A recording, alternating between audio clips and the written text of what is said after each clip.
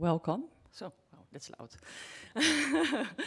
To test that maybe that was, but welcome to this exciting session. I know it's for some the fourth day already at World Water Week, so I hope we'll get a few more people in, and I hope you still have a lot of energy for this exciting session where we are going to look into how we can unlock more funding for grassroots women to increase their resilience to climate and water hazards.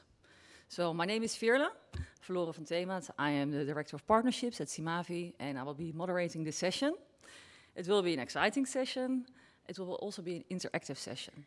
So we'll listen to 3 nice case studies from Kenya, Bangladesh and Nepal about implementing the Water Justice Fund, an innovative solution of how we can channel more funding to grassroots women-led initiatives to increase resilience at the community level. We'll also have a panel discussion, and after that, I hope we have plenty of time also for questions, but we'll also have 3 challenging questions for you, the audience, to work on that, so that we leave here with some concrete actions and next steps that we can take home together and make a follow-up. Well, I can't stress it enough, and I think everybody has heard that throughout the conference, so it feels a bit a hollow word, but to say the climate crisis is a water crisis. We know that the climate crisis is increasing also inequalities around the world. We know that the climate crisis is affecting water systems already in countries where there are already poor water systems. This has also severe effects on women. And unfortunately, what we see is that a lot of these climate funding that is going also to adaptation is not reaching the people that need it the most. It's not going to communities. We also see that only 3% of all climate funding available is going to women-led initiatives. So that raises the question, how can we change that? What is needed to change this to increase funding going to initiatives that follow locally led adaptation principles? Initiatives that fund actions to people who are closest to the action. Initiatives that also demand upward and downward accountability for people being accountable to where the money goes. Initiatives that really address structural inequalities, gender inequalities, inequalities of women and girls, but also of disabled and indigenous communities. How can we invest and get more funding to support these kind of initiatives? Today we'll listen this morning to 3 case studies from the Water Justice Fund. During the UN Water Conference, CIMAVI launched the Water Justice Fund.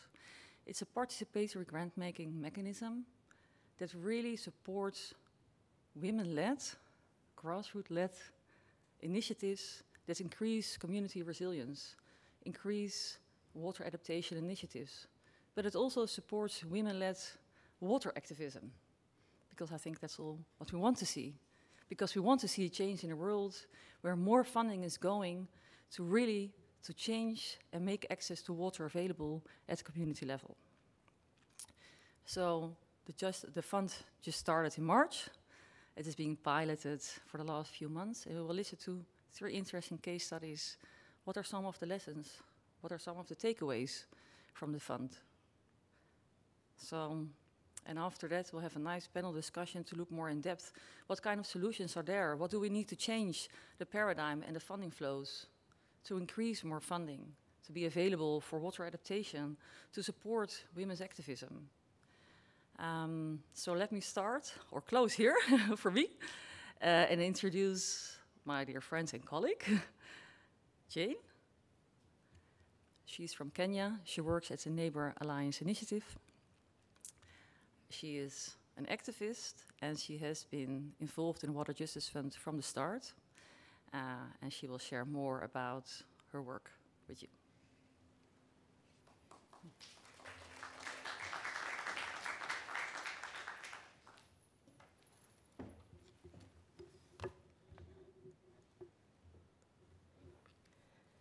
Good morning, good afternoon, good evening, wherever you are listening us from. How are you, my fellow participants? Good morning. My name is Jane Nyamwamu. I work as a program manager for Neighbors Initiative Alliance, and we work with the rural communities in Kenya, in Kajiado County. We work with pastoralist communities. we're working for the Water Justice Fund with Simavi, where we are looking at how we can assist women to come out of climate change vulnerabilities. As we are aware, 90% of climate disasters are water-related, and women and girls are the most affected because they are tasked with looking for the resource. And in Kajiado County in particular, there are multiple challenges where women have to walk long distances to go and fetch water. They meet a lot of challenges on the way. They come in contact with the wildlife, which is a risk to them. They also, on the way, meet sexual harassment because they have to use routes that are not so secure for them. So as the Water Justice Fund, we looked at how can we assist the women to come out of these dangers and also assist them in accessing their right to water and sanitation. So we are strengthening the women's resilience in climate adaptation initiatives, and through that, the women are able to come out and also challenge the county governments to be able to support them to have access to water as their right. So we are going to watch a short video of the work that we've been doing under the Water Justice Fund and some of the things that the women are doing to try and make their life better, and also as they come up with initiatives and adaptation mechanisms on climate resilience.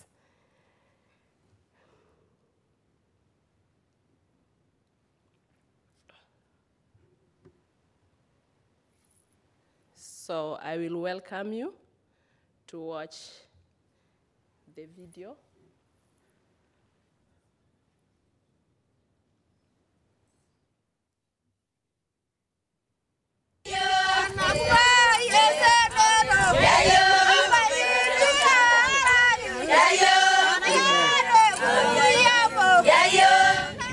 Kajiado County is one of the most affected by drought in the southern part of Kenya, making water a very scarce commodity in the region. Women are the most affected since the obligation of fetching water is left to them. This has prompted Water Justice Fund to come in and help women get access to water.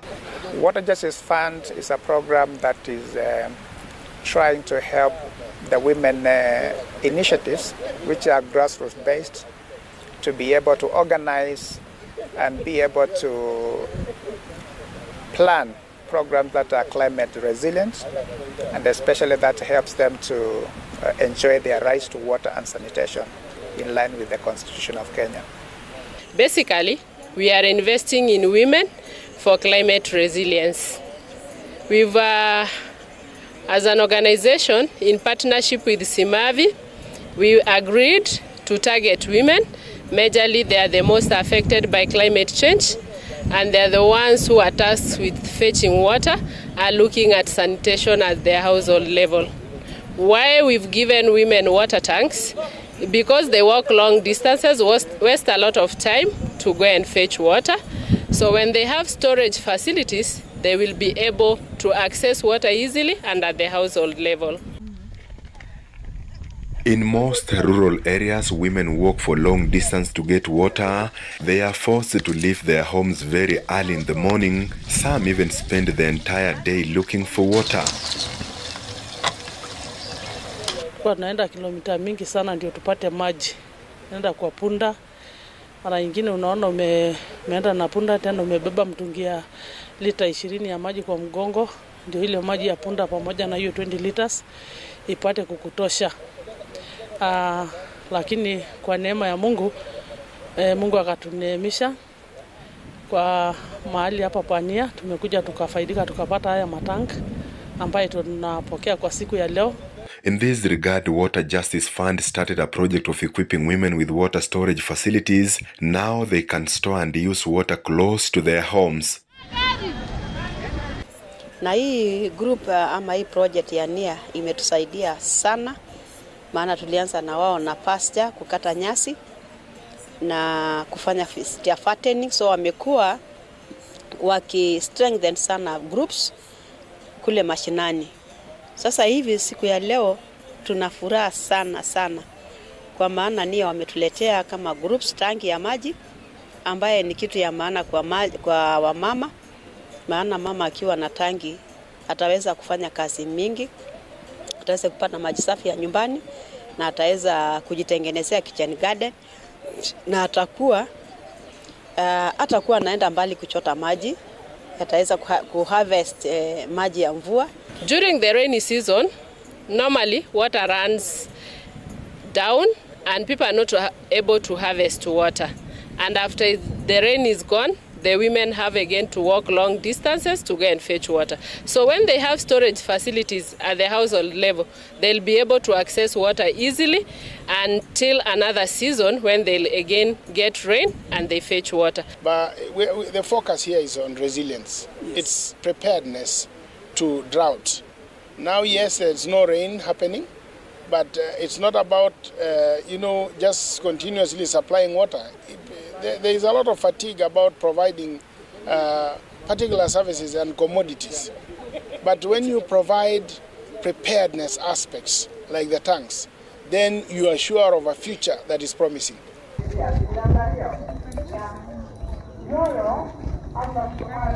We visited one of the group which benefited from the project. Around the project also they have established a kitchen garden with the aim of getting vegetable to feed their families. Na kwa kila mama akipata tangi, ataweka kitchen garden kwa nyumba yake, ambayo pia atapanda mimea, anapata chakula. Apart from providing water storage facility to a number of women groups, the Water Justice Fund also has started tree growing initiative to groups of women. The project took place at Naserian Primary School in Kajiado County, where women and students from the school took part in growing more than 5,000 trees.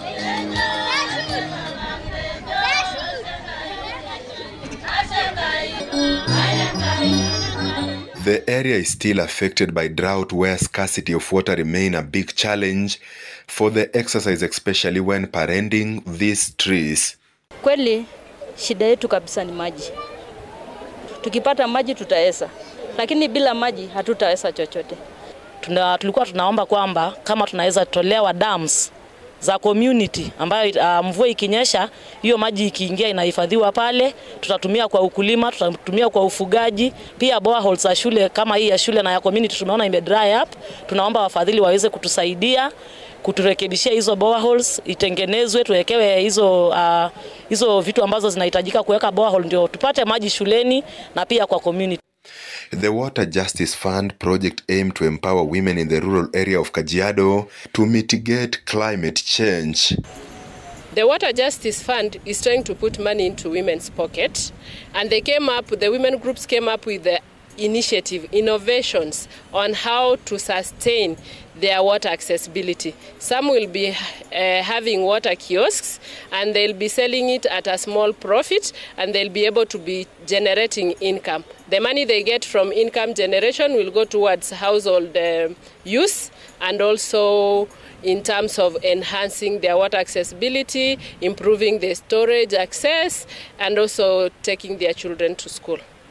Water Justice Fund is also looking at how women can organize themselves and elevate their voices for their rights and challenges to be addressed.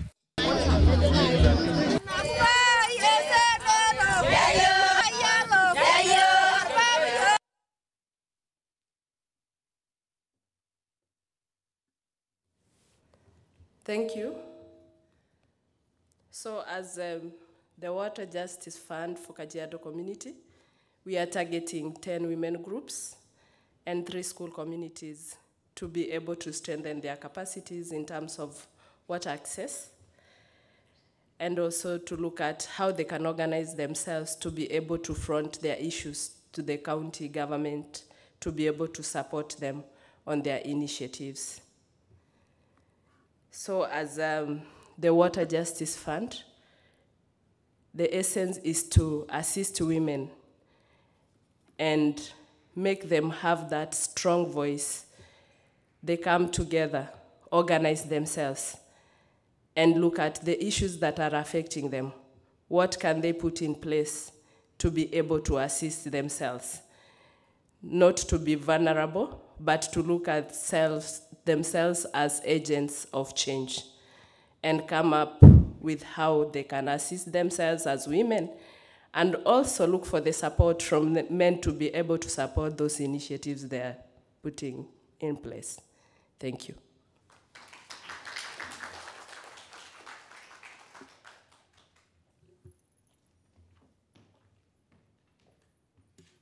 Thank you, Jane.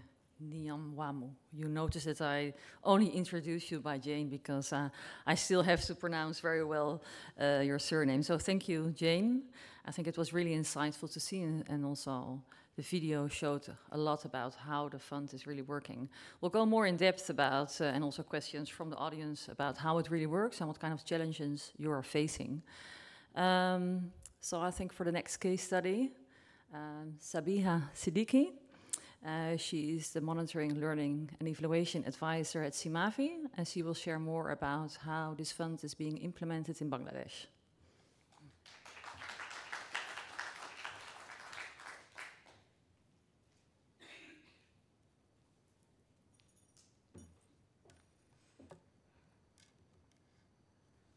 Thank you.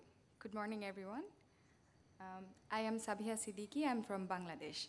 Today, I will present a case on unlocking women's access to climate financing through Water Justice Fund. In the Water Justice Fund, we are implementing in Tala Upazara, Shatkhira district, which is in the coastal belt of Bangladesh.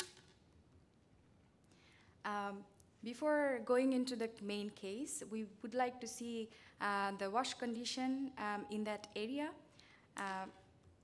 of Shatkhira.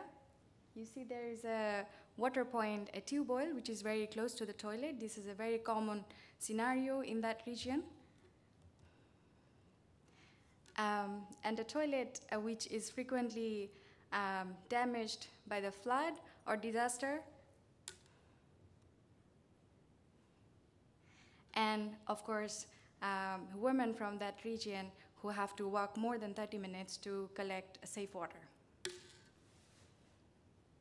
The impact of climate change on women, girls, and children in Tala Upazila Shatkhira are mainly having frequent floods, challenges regarding waterlogging, where the houses are underwater for more than 5 to 7 months.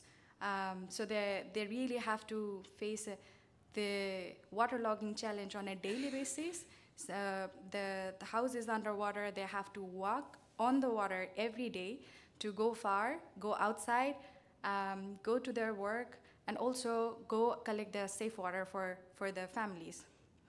And there is, of course, a frequent damage of the toilet and water facilities during the waterlogging, and the needs of women, girls, elderlies, and persons with disabilities are often left behind. So now going into the main case from the Nari Union Sangstha, who are working through this Water Justice Fund. And I will present a scenario that's shared by Gulshanara Khatun, who is the chief executive of this group. So she is the main leader of this woman-led group, the grassroots group that we have. They are working through taking some strategic actions. The uniqueness of this Water Justice Fund and this group is that women are the decision makers in this process. And initially, when they receive the fund, they identify the households, focusing on women who are the most left behind and who are facing the waterlogging challenges on a daily basis. And they list actually 80 households with the most wash needs. And they conducted series of courtyard meetings to raise awareness on safe water, having improved the toilets, the positive sides of improved toilets, and hygiene and menstrual hygiene management. They also initiated a lot of advocacy initiatives with the local government, local CSO groups, so that the wash awareness is also not within the household level, but it also spreads in their community. This is all led by the women and this group. And also they are more now focusing on not having new facilities, but also how to do more operation and maintenance by themselves of their wash facilities.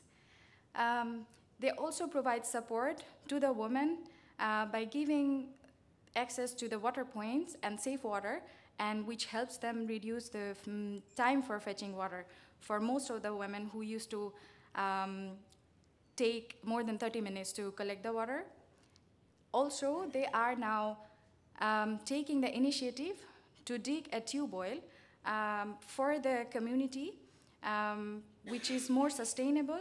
Instead of just focusing on installing a tube well, they are focusing on sustainable installment of water points and latrines. Also, when the women go to fetch the water, they want to ensure the safe environment for other women as well. This is all happening by this women group, and the impact they want to create together through this Water Justice Fund is women and girls enjoy their right to water and sanitation. Thank you very much.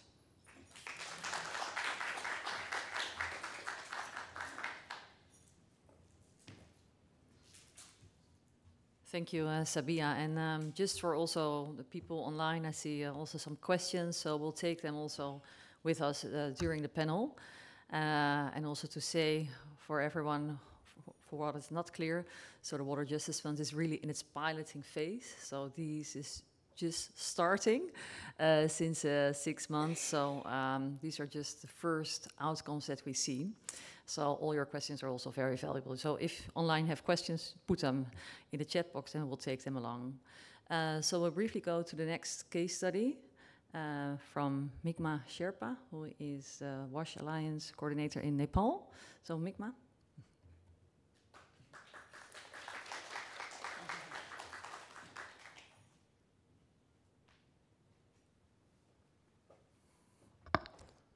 Namaste and good morning. This is Mingma from Nepal.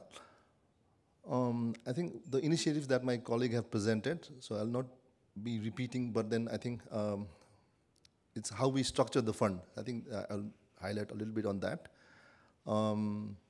So we have Simavi, we have the partner organization on the ground, so that's Sahakarmi Samaj, and we have the women groups.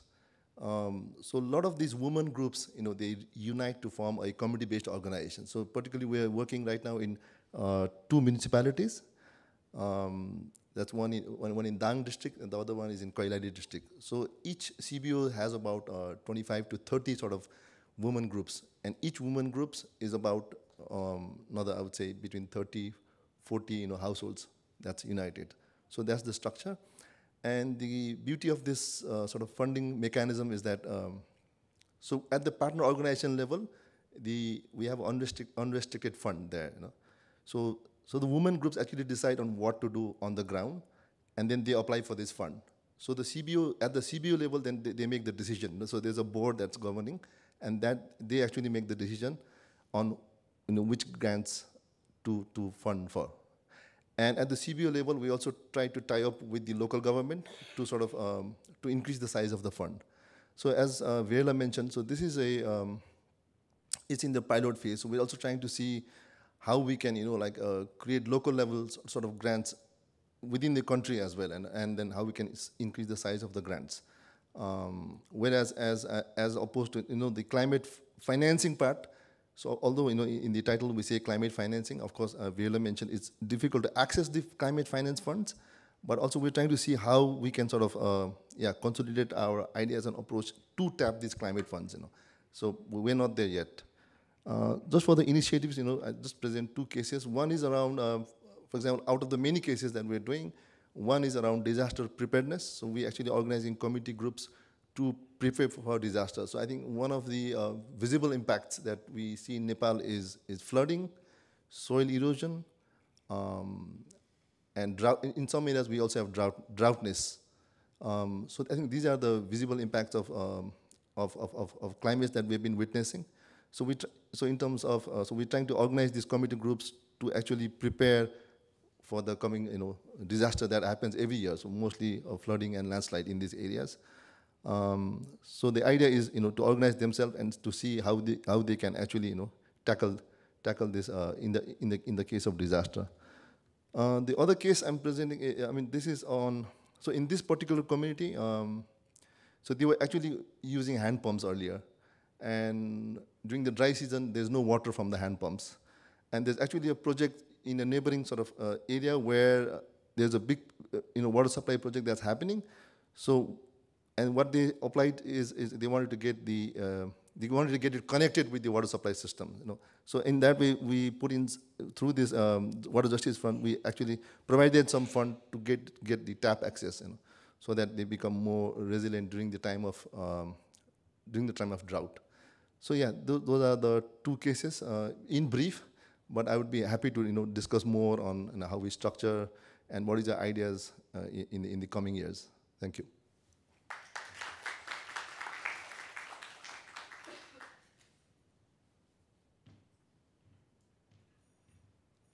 Thank you, Migma, for that case. I think it was brief, but also very clear about how you're piloting the water justice funds in Nepal. And also it shows the really small amounts actually that are given as a spark fund to these grassroots initiatives, and also how you look into find local resources to increase those budgets. So that's really interesting. So for now, I would welcome all the panelists to go on stage and also introduce Tahmid Islam. He's the technical lead at WaterAid Bangladesh. Welcome.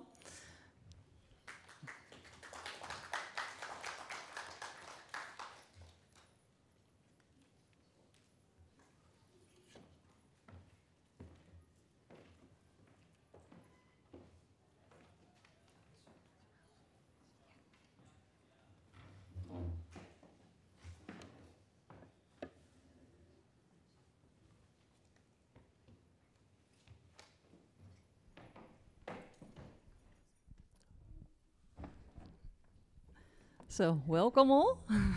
Sorry, we had to restructure the stage. Good to have you all here and explain a little bit more about the Water Justice Fund and also about how we can unlock more climate financing to grassroots women-led initiative. So maybe, Tahmid, I can start also with you. It's great to have you here also on the panel. And it would be really interesting also to hear from you what kind of approaches WaterAid has worked on to really strengthening locally led adaptation initiatives. So, if you can. Thanks, Virli. Good morning, everyone. So, I was just trying to see how many mints are here. So, I was expecting like maybe 50% will be men and 50% will be women, so that we can unlock the challenge, as you said, like financing. So that's one of the thing. And if you allow me, then I actually want to try something here, like to interact with the audience. Can I? Of course, of course. I'm not sure if your Okay. microphone is actually working, but... Okay, thank you. So in that case, for example, now consider that you are in an island. So now you're sitting in an island and you are surrounded by a sea and the sea level are rising. What will you do? You have to survive, right? You have to survive. So what will you do here? You dive? Great. Okay. Build dikes. Oh, I'm sorry. Okay. Perfect. Build dikes. Exactly. That's what we want to do, right? So we want to protect ourselves. And now consider that what Jane was saying, that they are not getting enough rain. But the condition, the climate is changing. And now we are getting maybe amount of rain that usually goes for 3 months. Now we're getting it in 5 days or something like that. So consider that that's happening in your island as well. So you have built dikes which will not allow the water to pass, and you've got enough rain, which you usually was supposed to get in 3 months. So consider the situation, where are you now? You'd be drowning, right?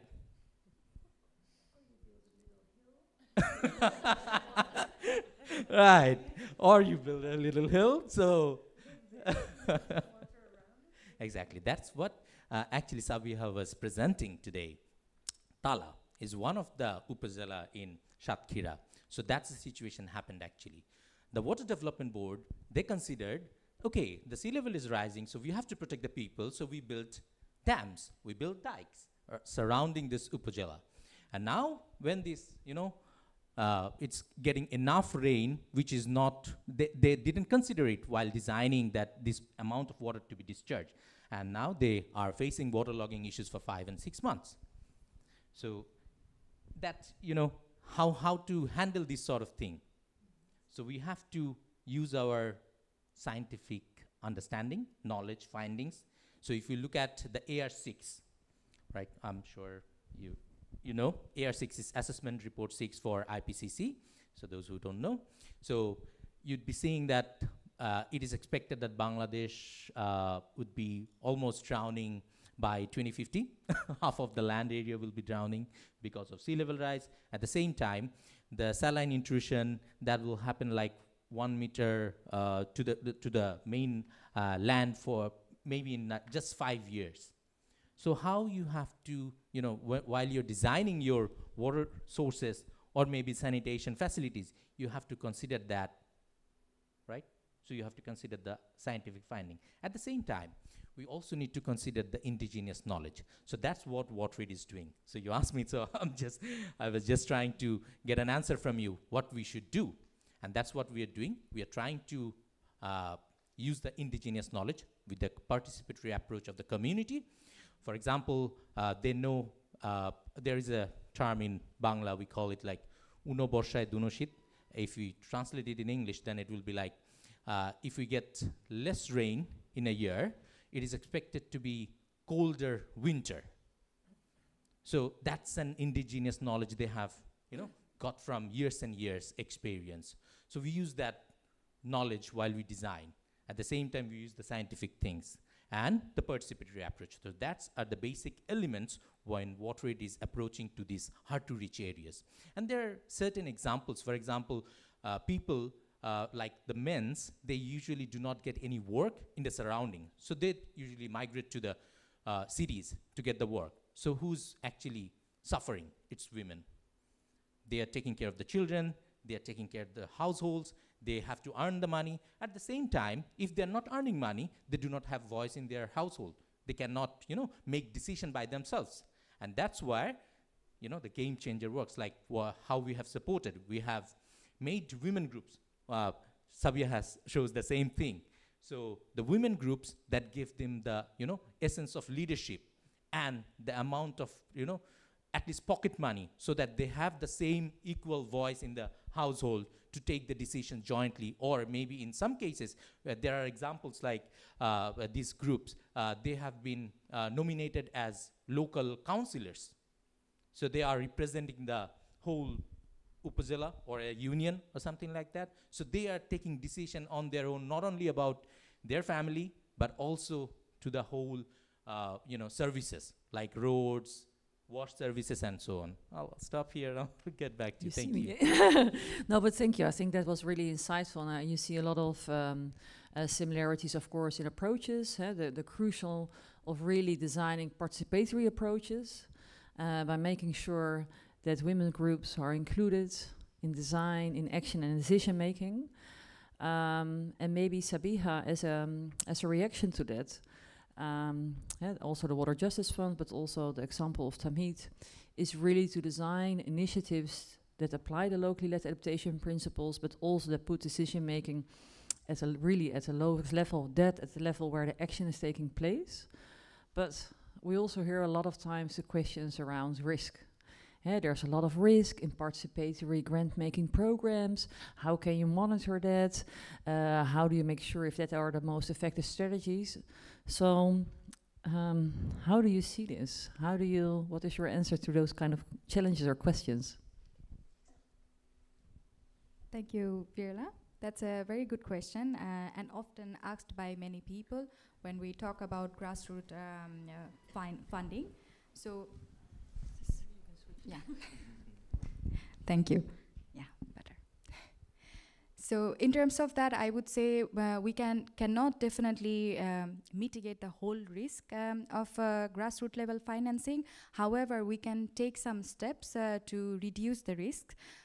For example, having the pre-assessment of who are receiving the fund, checking the credibility of that group in that area, involving CSO groups, NGO, and the local stakeholders, and discuss with them what should be done and how should be done, involving the grassroots groups who are actually applying for these funds, to hear more how they actually have been working in their community, but also their vision. The third point is also to trust. It's very important that we trust when we finance grassroots level initiatives and groups, especially women-led groups, so that they can feel more motivated. It can be a new group who can bring a lot of change. Thank you. Thank you very much. And I think trust is really important, especially in these kind of funding mechanisms, and the trust works, of course, both ways. And Jane, thank you also for the video. I think it was really insightful to see how you're piloting the funds in Kenya. And I know it is just at the pilot stage, and you are working very closely with the pastoralist communities in Kajiado. So I was really curious to hear if you could say already how this kind of type of funding mechanism also supports or has impact on other aspects in a community. Thank you very much. We're working with women groups that are legally registered and not newly, but have been in existence. So we giving funds to the women. First, they put up concepts, and we look at the concepts. Looking at the literacy level of our women, we don't bar them from giving us oral concepts, where we have our local resource persons who put their concept into written. So when we target the women, they are able to be assisted, and also we strengthen their capacity in terms of how best they can put forward their ideas, and also we strengthen their capacity on how they can organize themselves and look for other locally led finances within our local communities. So women, we promote their capacity by not discriminating against any that is not who don't have the literacy levels, but we assist them to move forward. Thank you very much, Jane. I think that's also really inspirational to hear and to see. So maybe the last question for now is Migma. If you would, what makes for you the Water Justice Fund unique?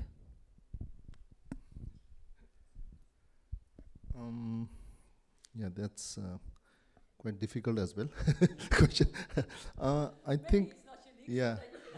Yeah, no, I think the uniqueness is more in the participatory process, like what my colleagues have been saying.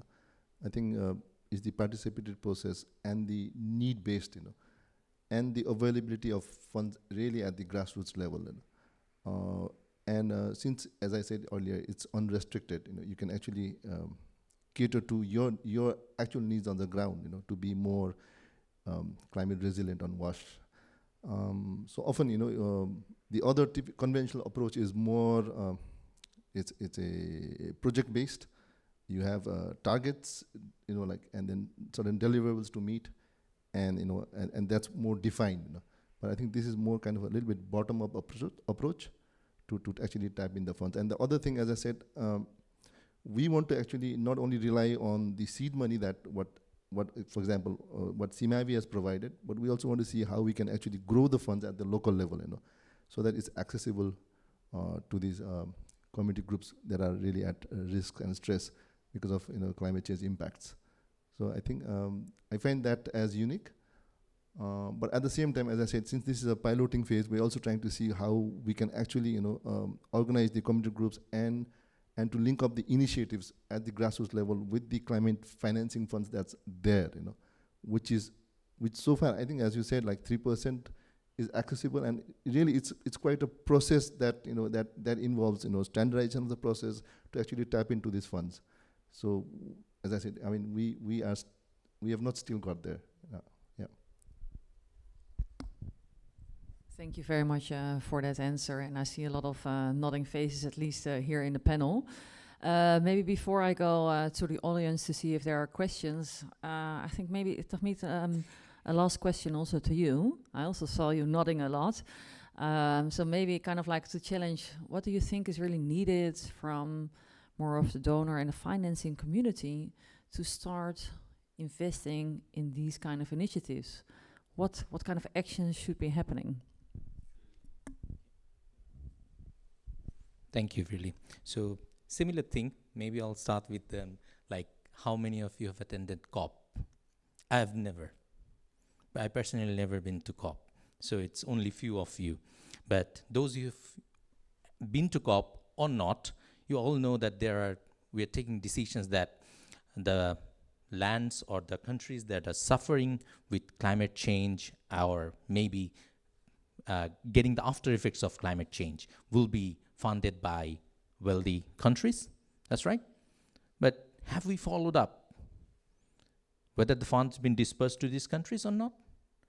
So to the best of my knowledge, Bangladesh didn't get so far. It's the 28th COP will be there in few months, right?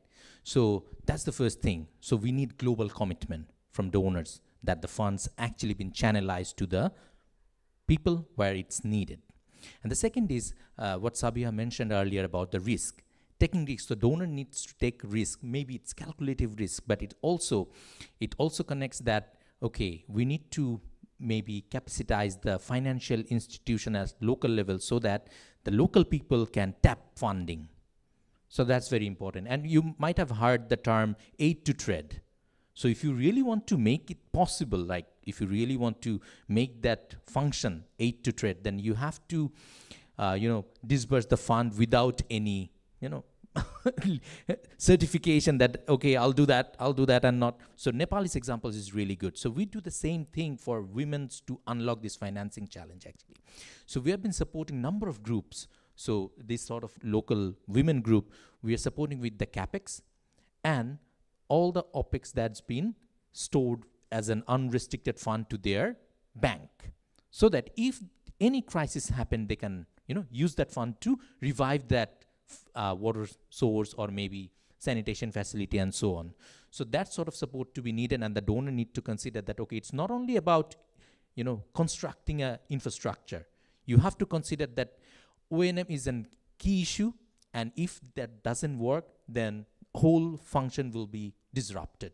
So that's where we need to focus. And there are number of, youths who are really, asyling for getting involved to this sector. So we need to consider them, and the donors need to consider them. How can we involve them so that all the funds that we leverage to these local people, they are utilized in a scientific manner with an commitment towards the climate action and so on. All right. Thank you. Thank you very much, Tahmid. I think that are some really crucial elements. So inclusion, involve young people much more in climate action, and make sure that you really also involve the entire community. So those are important aspects. So before we go to the group work, just want to check and see if there are any questions from the audience. Yeah, of course there's a, shall I just, let me just walk. Since I think there's only one microphone working, I'm just walking all the way up to you. Good morning, good afternoon, I think already. I'm Durga from Plan International Nepal. I really like this session, which is a great initiative which has been started by Simabi in different country, which really I heard when I arrived here actually. I'm from Nepal and I know Mingma, we work together in consortium also, but I did not know about this before. It's great to hear, and I have a concern with Mingma actually. He has really presented two things there. One is disaster risks aspect, awareness going on the women group. Another is expansion of the alternative water supply system, expanding through the tap. In relation to the first, disaster risk training capacity development to the women, the project time is, I think, is very short project. So how you have thought or how you are planning to this women group who has been trained to link with a local disaster response plan, because every municipality do have already initiated local disaster response plan, which is slightly a link with the WAS plan also and other existing plan also, annual plan of the local government. So how you have thought and what is your plan for that to integrate and take forward? Just to know about it, to learn more. Thank you so much. Thank you. So I'm just going to give the microphone to Mikma. Answer. Yeah, thank you, Durgaji. No, I think we are, of course, working at the local government level. And as you said, we have a municipal level disaster response team as well, and the plan. So the idea is not to work in isolation, but really to integrate with what the municipality is doing. But then at the local level, we have, this is more like a grassroots initiative. We're trying to prepare them, but at the same time, we want to link up with the municipal level, efforts that's being taken for disaster preparedness. For example, as we know, in 2015, we have this big earthquake in Nepal. And after that, these response teams have been quite active and throughout the country. So definitely we have to integrate with the mainstream. Yeah, thank you. Thanks. I think we have time. Oh, a lot of questions. I just want to say I have time for 2. So you first, and then you. No, I think there's another one working, so you can keep that one. All right, thank you so much. It's such an amazing thing to see the work that you're doing. My name is Joanne Cones. I'm from Kenya, and I'm really proud to see the work that you're doing. So my question is, normally when we try to implement programs around providing seed funds or providing funds to communities, we tend to experience a lot of challenges, especially from donors or, our financing partners who are worried about accountability, saying, how will you account for these funds if you're giving them to quote unquote illiterate community members? So I would like to hear from you your experience when it comes to handling that. What advice do you have for us so that we can also, be successful implementing that and explaining to the donors on how we'll ensure accountability of the funds? Thank you. Thank you so much. That's a very good question. So I think, I see Jane already offered the microphone, so I think Jane will take that one. Thank you very much, Joanne. So before we give seed money to the groups, we have a meeting with them, and we explain what the funds are all about. We also do a needs assessment to see what their gaps are in terms of financial management, in terms of the initiatives they're putting forward. Are they realistic? Will they work? And then we look at what are the risks and what are the mitigations that they have to put in place for them to be able to achieve all the initiatives that they are putting forward. And then we bridge those gaps. We work with them. We don't just give them seed money, or we just don't give them funds. We give them funds, and we continue developing their capacity and work with them until the project reaches an end. We also come up with the sustainability strategies. We develop sustainability strategies on the funds they are getting. Once the piloting phase is over, it doesn't stop there. How do they move forward? We also try to link them to the local finances that are available at our county level. Thank you, Jane. And maybe, I'm probably not allowed as I'm the moderator, but I'm going to ask this question anyway, because I think it links very well to the question, and maybe that's a BF for you.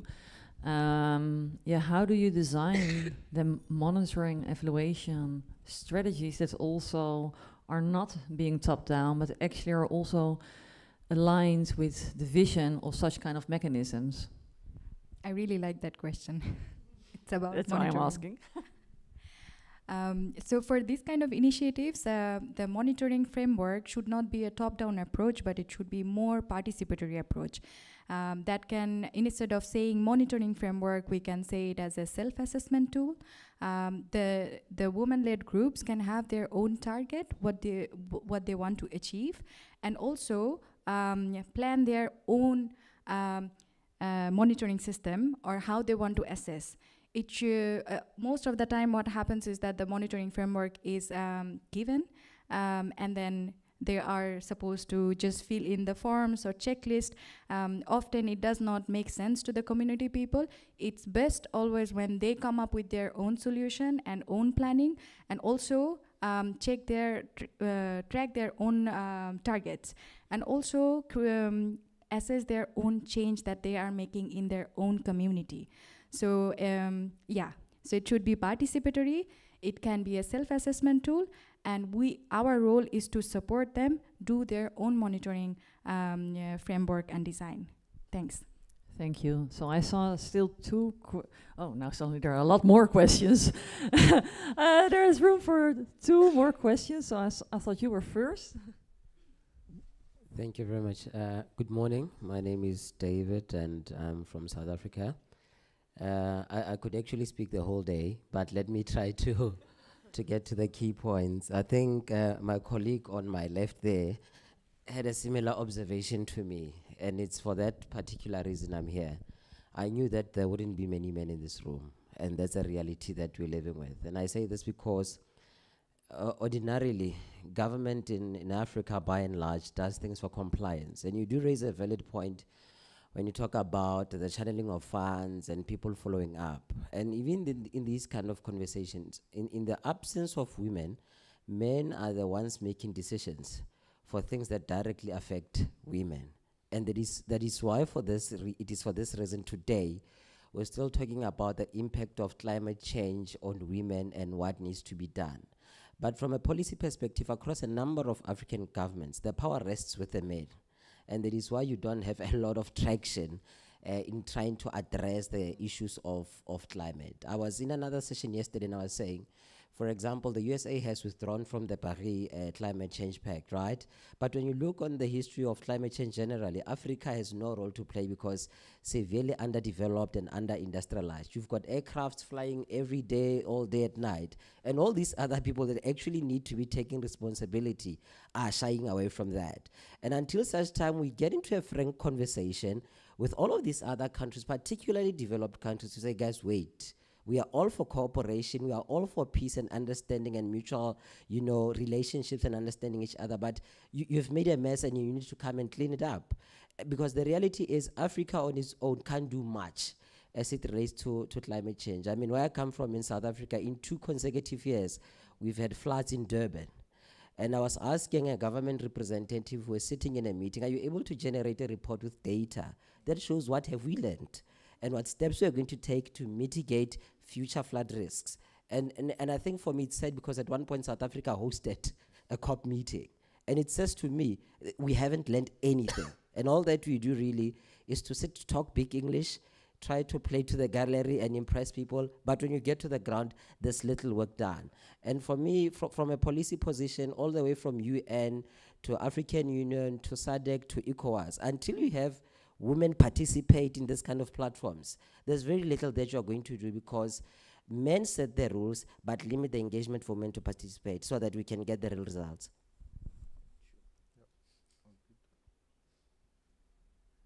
I'm assuming that's not a question, but that's just an acknowledgement, right? So thank you very much. I think I can echo that. I'm not sure if anybody would like to respond to it or... agree with all these points. Yeah. So then I think you, and then you. Yeah. My questions are not so difficult.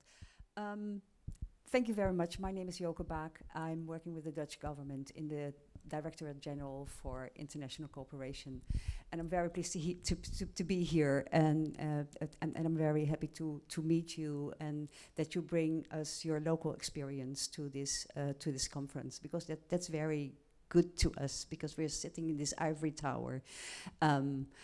So it's a good experience to hear from the grassroots level. And I'm very happy that someone here in the public raised the question of sustainability and the strategies and the accountability. I mean, you raised the issue of accountability, and which is very important to donors. And there was also made remarks on the sustainability and the ways that it's working, because that's very important to the Dutch government. I have a question that is maybe very easy to answer. I wonder, is there a mechanism in place that allows for learnings to be shared? Because I think there are many. And are there ways to go to scale? Because the problems are huge, as we have heard. And I would be very interested to hear how that works. Thank you. Thank you very much, Joke. I'm not sure. I can maybe briefly also say something around it, and then I think Jane or anyone else can also answer. So, yes, learning is crucial, especially with these kind of initiatives. It is learning between and within communities about what works, what doesn't work, but it's also about distracting learnings for donor agencies, for other organizations that want to start these kind of funding mechanisms. So the fund has actually set up in 2 streams. So one to support climate and water activism, and the other one on water and climate adaptation initiatives. But in the next 2 years, we will also start with supporting small grants to learning activities to really facilitate and enhance that learning. So we're not there yet because, well, the fund has just started. So that learning element is really crucial. So it goes both more horizontally between communities, but also to showcase the learnings to other organizations. We're working together also with other organizations to see how such funding mechanisms are working. But maybe, not sure, Sabiha, Jane, or maybe Migma would like to answer that.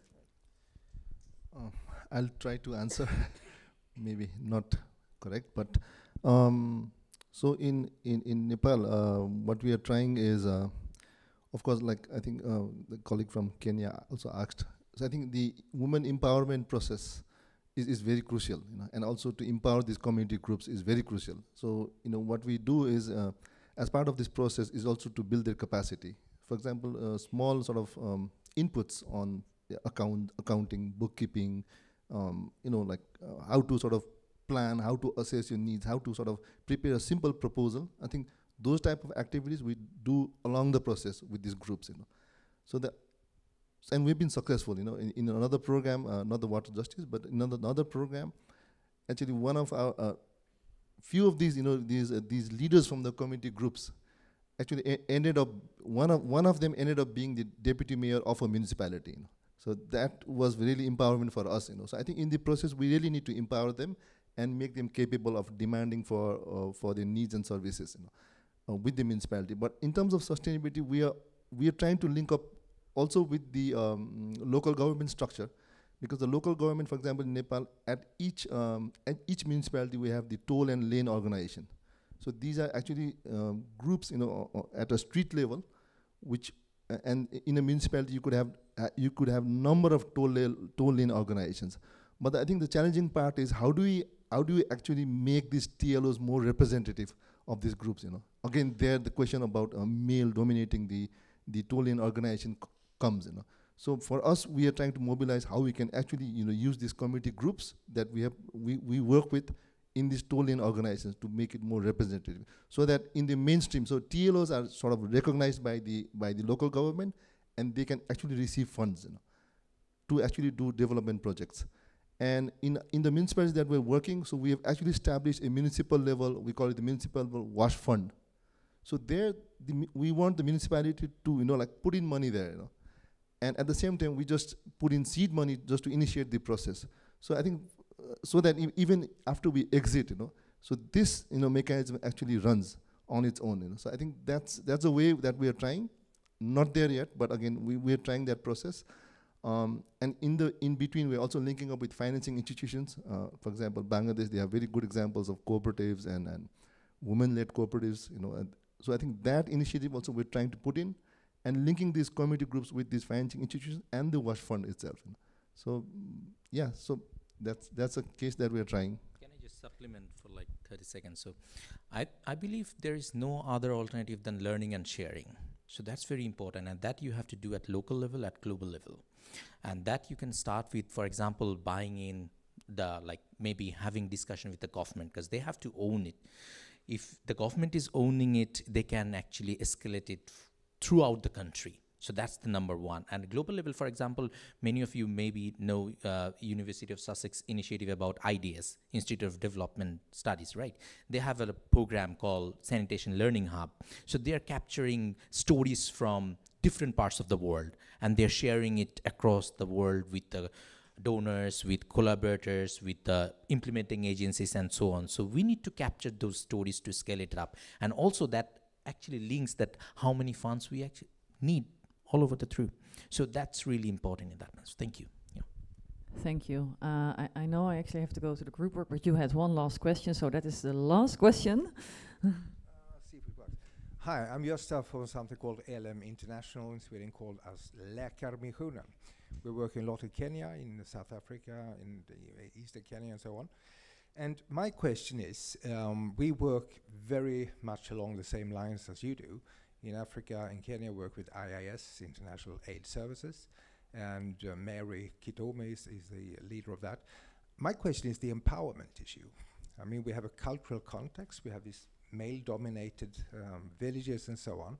What kind of obstacles have you faced in that? And what have been your solution to those challenges? Because that is key to success. That's my question. Thank you. Thank you. Very good question. Jane, I you. see you smiling. Thank you very much. For us in Kajiado, we have a cultural aspect. So there's a lot of, like the culture, the Maasai communities are rich in culture, and it's a very patriarchal society. So one of the challenges that we are facing is trying to break the cultural barriers that bar women from participating in decision-making processes, from being allowed to come out and voice and champion their issues to be addressed. So that is one of the challenges, because it's a very patriarchal society, and how we are trying to mitigate around that, before we start implementation of the project, we do a community meeting with the men and women together, and try to see, talk to the men. We want to bring forth this initiative for women and let them voice out what they see will be the challenges and how do we mitigate them. So we let them come up with the solutions themselves as men, so that they are able to support the women once we start implementation of the project. So the cultural barriers are very high. The patriarchal issue about men being the dominant in terms of decision making is very high, but we bring them on board before we start implementation of the projects and the activities with women. Thank you, Jane. And yes, I see we have a very engaged audience. So I would like to put people to work. But before doing that, I would really like to thank the panel, all of you, to bring your insights here, to share your stories, also the challenges and sometimes maybe the difficulties, but also the opportunities and the way forward, how we can do that. So thank you very much for all your presentations. So now we have 3 questions written down, and it would be really nice if we sit in groups to talk about this, to brainstorm, and to come up with some clear actions and solutions from that. And also, whilst sitting in a group, please make sure you have one person who feeds back, because after 50 minutes, it would be nice to hear from all of the groups, the 3 groups, what came out of that. So maybe I will do this just very rigorously and just say how it's going to work. Otherwise, we spend a lot of time forming groups. So here is a nice border. So that is group 1. And then maybe from here, and you have to sit somewhere too, huh? Yeah. You can just sit in a panel. You also need to be part of it. So here is maybe from there to there, group 2. And this is group 3. Now, of course, you're very curious to know what question do I need to answer. So, I will put it on screen. I hope I'll put it on screen. This is very exciting, yes? So, the 3 questions. Question 1, for you. What barriers do women and girls face in accessing climate financing? Group 2. How can we work with donors or funding agencies to increase access to financing for grassroots women and girls groups? And group 3, I will keep it up so you won't forget. In addition to funds, what else is needed to support women's groups in addressing climate and water challenges? So it would be nice to come back, to sit together, work on it. I'll give you 10, 15 minutes, and then it would be good to hear from the person who will feedback to the group. Yes? Yes. If you're very fast, you can also look at the other ones. But let's say just look at question 1. Yes? Nice.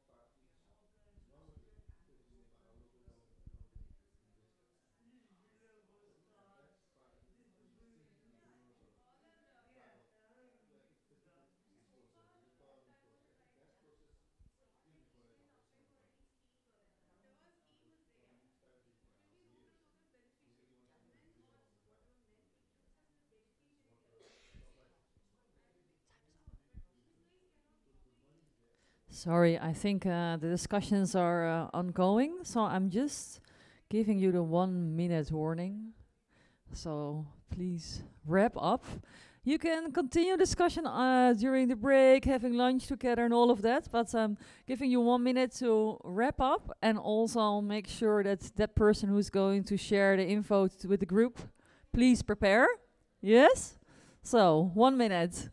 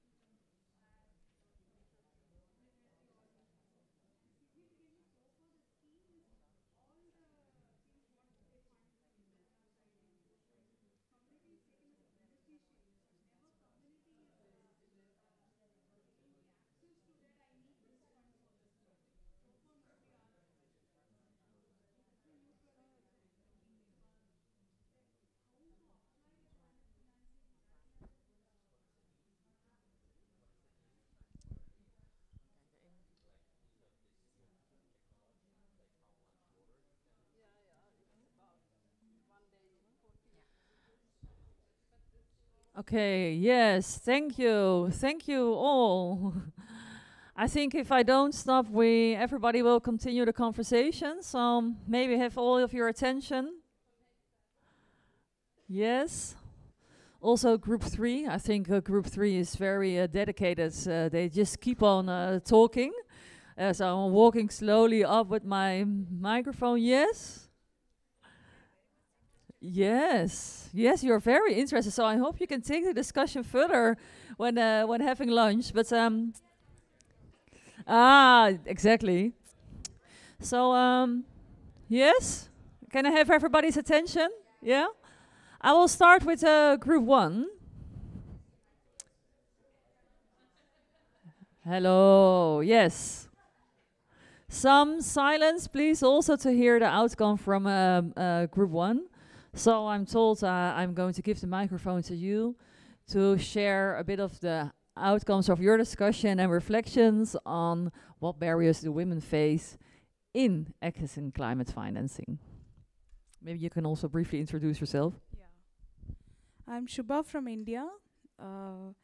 And first of all, in our team, that there is a barrier that to understand whether the finance flows to women and girls, first of all. Then only we can talk about that. But some of a reflection from my team who have been part of this. One is that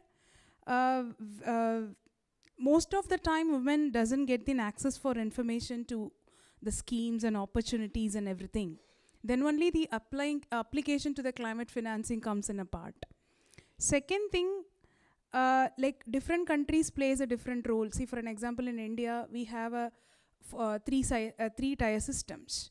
A national level policy, state level guidelines, then the state drill down to the district level to the local governance. So the women and girls only see that as a scheme flowing fund, never it goes from us to them. So that's one of a question. And another one, if at all the women access the fund, there is a lot of hierarchy, which one of our participants have reflected in that. Lot of hierarchy in terms of gender, in terms of caste, in terms of religious, in terms of positioning. So all these things are there. And another thing, one of our reflections, the fund flow sometimes doesn't know the fund is got for the particular project. And each government plays, each country have its own mandates to inform the beneficiary around it. So number one is that it's not like an accessing. First of all, the information flow itself is a barrier. That is one part. Second part, even the information is flow. until the localization of the localization on the governance ecosystems and the community mobilizations, it's not happening, then these women and girls are literally cannot access the climate financing directly. Because all country, mainly in India also I felt, the schemes, whatever money we are trying to give, community is looked as a beneficiary. Never they looked as the part of that benefit that they have to be involved in plan or something else. So this is there. Any reflections from, I missed out from my team? Hope it's correct. Thank you then, thank you. Thank you very much. So you're mentioning information flows, but also power dynamics. Power dynamics that play part at the institutional level, but also at a cultural level and social level. So I think those are really very crucial elements that you're touching upon here, and also to emphasize how our governing systems are different in each country. So I think we'll all know there's not a one size fits all. So thank you very much. So I'm going to group 2. I'm not sure who is going to reflect. Oh, I thought you're Migma. The honor is up to you.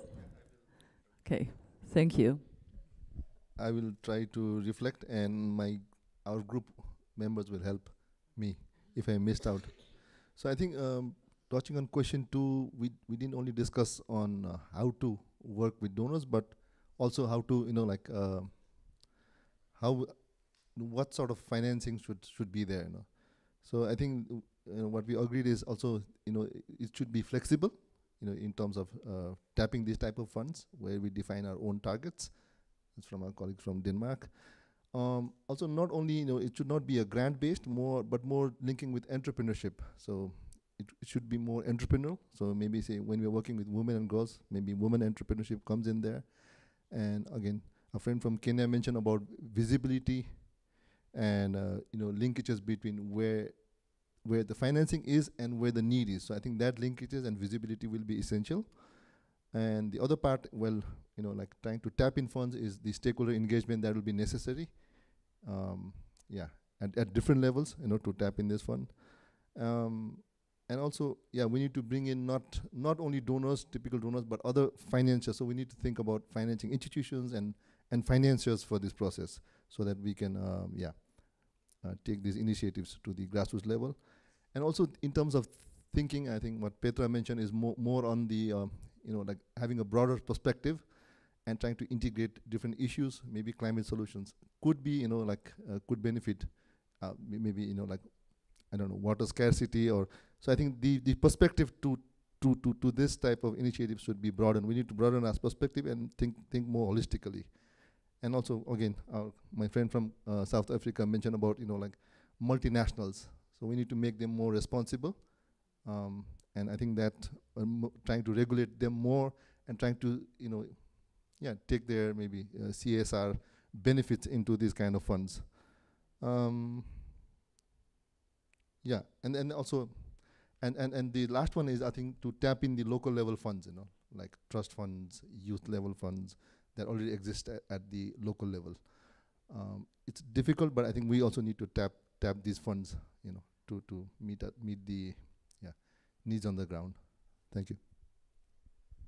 Thank you very much. I think that was a very good summary. Probably you had a very long discussion, but it is important to look more holistically. I take that away, but also to look more in a comprehensive way to what kind of funding mechanisms there are out there, and to apply more also entrepreneurial perspective. I also like to addition about really looking into the corporate sector and private sector and their role that they can and what they can contribute. So thank you, Migma. And then the last group. So very important question. The group that didn't want to stop discussing. So of course, the hopes are high about what has come out, but who has the honor about answering the third question? Is that you, Essie? No, that's nice. Also, I forgot to arrange. Well, we had a very vivid conversation, really important, and I think some of the highlights were that the most important thing is empowerment. It still is. I think people here have been working in the international cooperation sector for a long time and have been hearing this from the start, but I think there's a good reason that it's still so crucial and so relevant, especially in the groups that we work with, that most of us work with, the most marginalized women groups. So it always has to go hand in hand, the empowerment, the capacity strengthening, and the implementation of the water part of the programs. It's really important and to watch out to avoid cultural disruptions. So I think that's a very good point to take away. And yeah, focus on the social impact when you talk with donors, as they often would like to see financial gains getting back, but that's just not possible in all programs.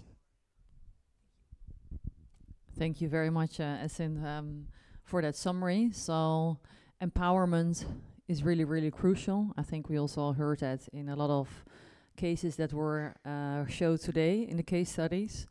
So I want to thank everybody.